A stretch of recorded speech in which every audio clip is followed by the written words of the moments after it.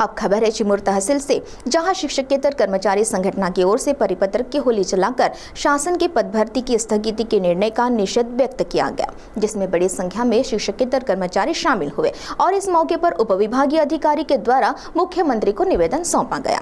राज्य के निजी अनुदानित स्कूलों में शिक्षकेतर कर्मचारी भर्ती पिछले 20 वर्षों से स्थगित हुई थी। उक्त भर्ती करने के लिए शासन ने सुधारित आकृतिबंध जाहिर कर पद भर्ती करने के निर्देश दिए थे।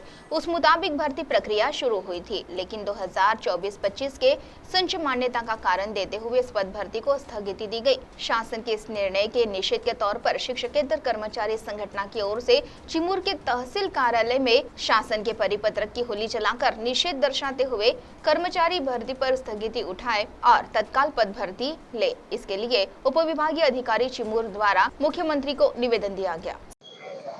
माध्यमिक शाळा व उच्च माध्यमिक शाळा या शिक्षकेतर कर्मचाऱ्याच्या संदर्भात शासनाने 2005 पासून शिक्षकेतर कर्मचारी भरतीवर बंदी टाकली।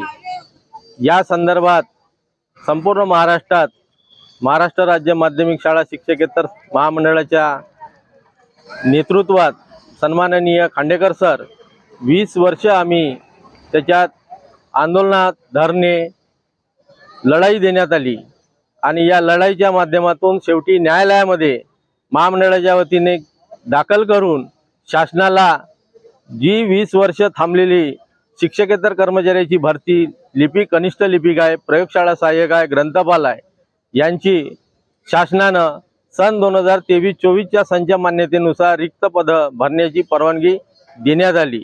त्या अनुषंगानं राज्यामध्ये शिक्षकेतर भरती सुरू झाली।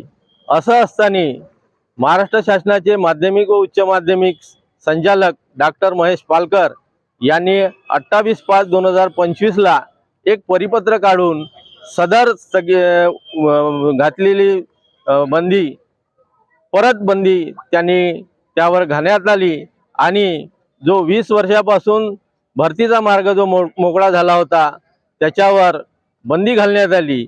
याचा निषेध म्हणून संपूर्ण महाराष्ट्रात महाराष्ट्र राज्य माध्यमिक शिक्षकेतर महामंडळाच्या वतीने चंद्रपूर जिल्हा शिक्षकेतर संघटना शाखा चिमूरच्या वतीने या ठिकाणी त्या परिपत्रकाची होळी करून निषेध व्यक्त करतो आणि याचं निवेदन महाराष्ट्र राज्याचे मुख्यमंत्री देवेंद्रजी फडणवीस यांना चिमूरचे उपविभागीय अधिकारी तथा अतिरिक्त जिल्हा अधिकारी यांच्या मार्फत हे निवेदन आम्ही या ठिकाणी सादर करीत आहोत।